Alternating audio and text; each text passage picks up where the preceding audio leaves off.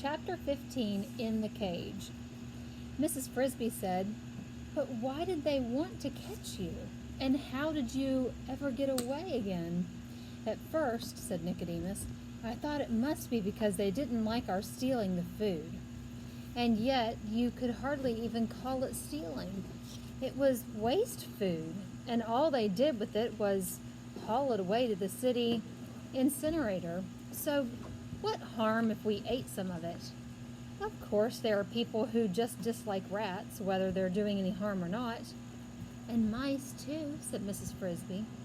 "True," said Nicodemus, "though not so much as rats, I think.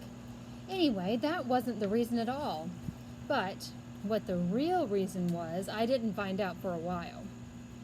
As to getting away, that too didn't happen until much later. No, I was firmly caught, snared in the net, and helpless," Nicodemus continued. "When the man who held it saw that he had 4 rats, he pulled a drawstring that closed it up.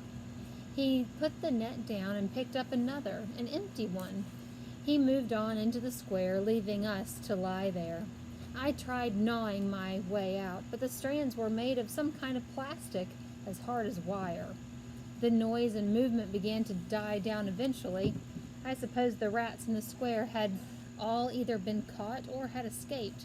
I heard one man call to another, 'I guess that's the lot.'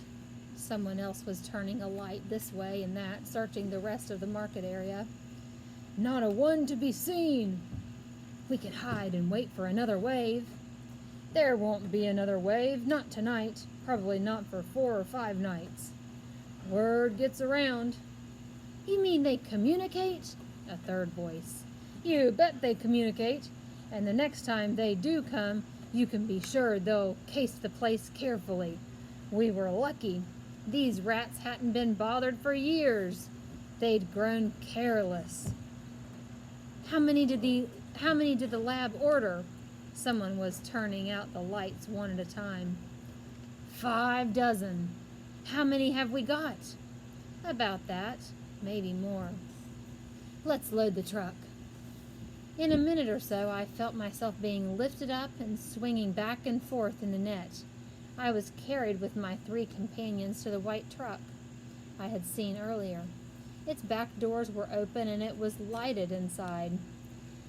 I could see that its whole interior was large wire cage.